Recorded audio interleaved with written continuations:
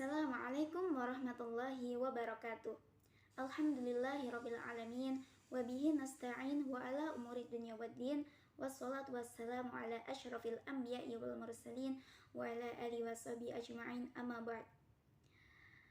Yang saya hormati kepada Ibu dosen Ibu Lesti Maryani SPDI MHUM sebagai dosen pembimbing dalam mata kuliah Sejarah Islam Nusantara, dan juga segenap sahabat di STAI Al-Aqidah Al-Hasyimah Jakarta yang semoga dalam lindungan Allah Subhanahu wa Ta'ala.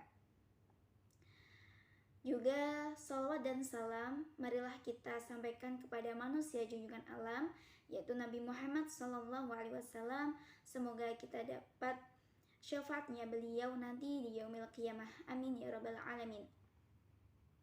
Baik, perkenalkan, nama saya Alfiatul Maghfirah. Saya dari Prodi PGMI di STAI Al-Aqidah pada mata kuliah Sejarah Islam Nusantara.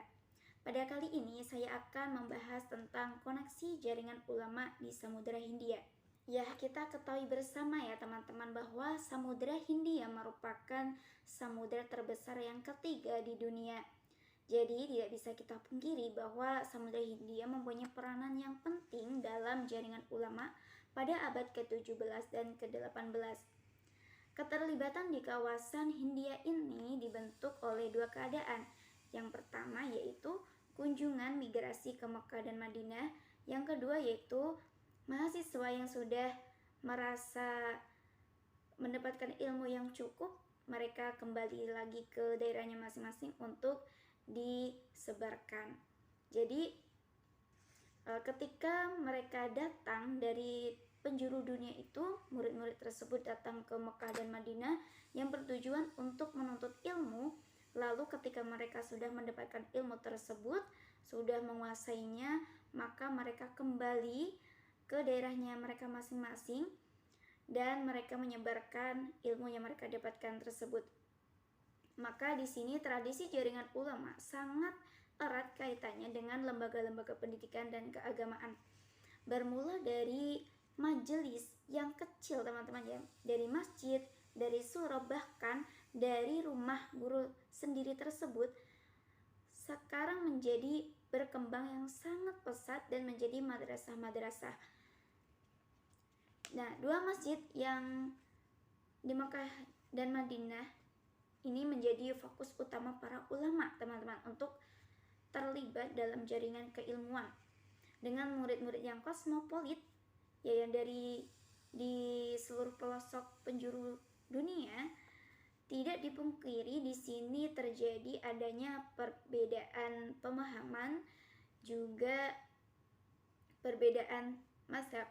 Nah, jadi di sana teman-teman mereka disediakan atau difasilitasi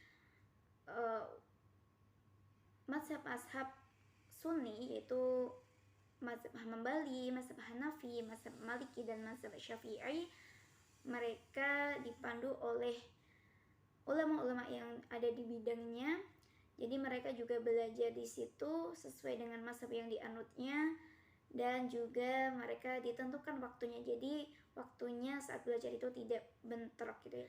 Nah, jadi Islam di Indonesia juga sangat terkait ya hubungannya dengan negara-negara lain gitu. Karena para penuntut ilmu atau murid-murid Jawi yang datang ke Nusantara itu tadinya belajar di Makkah dan Madinah, dan di sana mereka belajar dengan ulama-ulama yang kosmopolit, yaitu ulama yang berasal dari penjuru dunia muslim.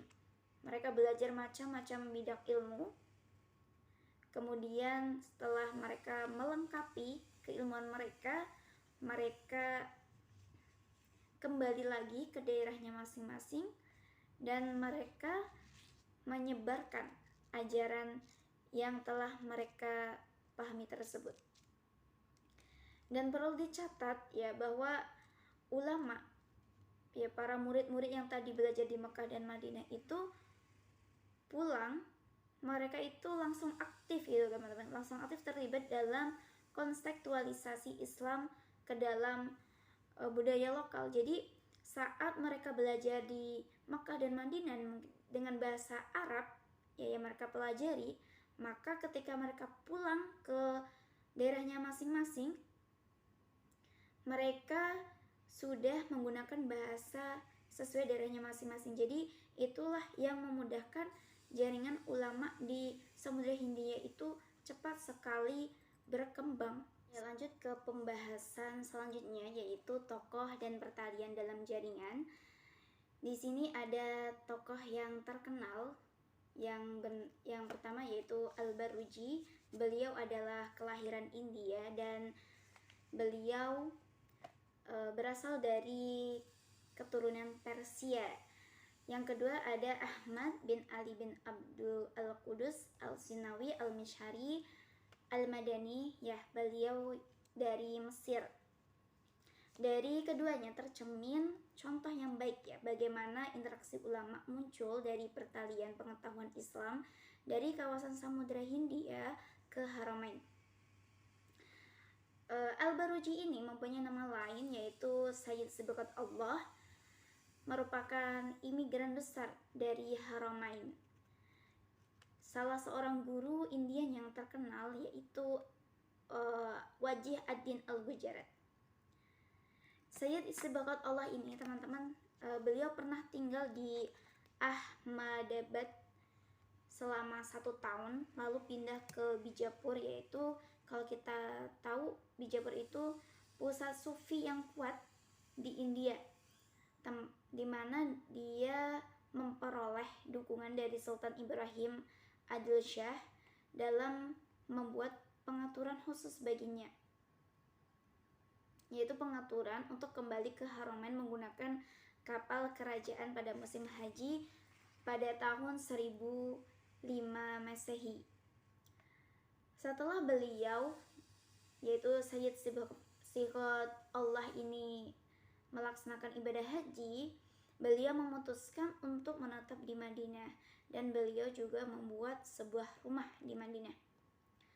Di Madinah beliau juga aktif, ya, mengajar di Masjid Nabawi. Beliau menulis karya mengenai sufisme teologi dan sebuah syarah atas tafsir Al-Quran Al-Baidawi.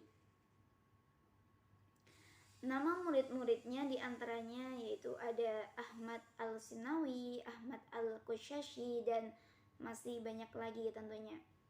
Hubungan keulamaan Ahmad Al-Sinawi melalui studi hadis dan tarekat sangat luas. Dia mempunyai isnad dengan para ulama dan sufi awal seperti Ibnu Hajar Al-Asqalani Al-Suyuti dan Ibnu Arabi.